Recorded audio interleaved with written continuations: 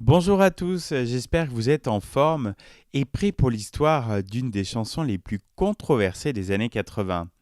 Relax de Frankie Goes to Hollywood est une chanson subversive qui n'a pas eu tout de suite du succès.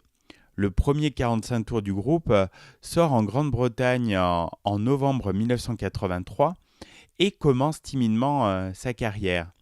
Il n'a été classé numéro 1 dans les hit-parades britanniques qu'au bout de 3 mois, début 1984, et a mis encore plus de temps à entrer dans le top 10 américain la même année. Les ventes ont véritablement augmenté quand le morceau a été censuré. Les interdictions des radios et des télés, qui refusent de le passer parce qu'elles jugent les paroles obscènes, créent au contraire un engouement extraordinaire. Mais de quoi parle cette chanson pour faire autant scandale? Eh bien, il s'agit tout bonnement d'un tube sexuel, comme le rock'n'roll en est truffé. Les 5 membres de ce groupe sulfureux ont beau prétendre qu'elle parlait de motivation, en réalité elle parle de sexe et d'homosexualité. Sans doute dans un souci de transparence, Frankie Goes to Hollywood avait tourné une vidéo très explicite, aussitôt bannie des écrans de la BBC et de MTV.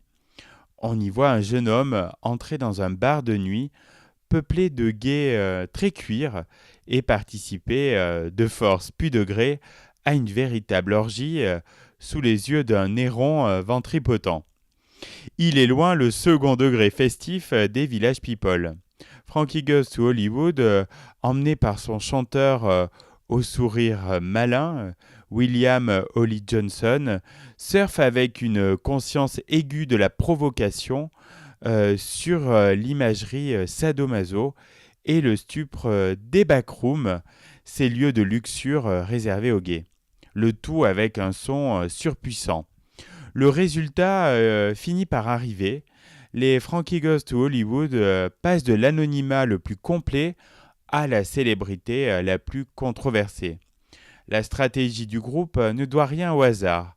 Elle a été imaginée et appliquée par Paul Morley, leur manager, un ancien journaliste de la presse rock anglaise. Plus efficace qu'une campagne de publicité, le battage médiatique autour de la vidéo interdite a porté ses fruits. D'autant plus qu'il est assorti d'un merchandising ciblé avec des t-shirts promotionnels portant l'inscription Frankie Says Relax, distribués dans les clubs branchés. En discothèque, la diffusion de Relax devient même l'événement de la soirée puisqu'on y projette la vidéo censurée. Relax est apparu dans des pubs, des films et des jeux et a été remixée notamment en 1993, année où elle a été numéro 5 au Royaume-Uni.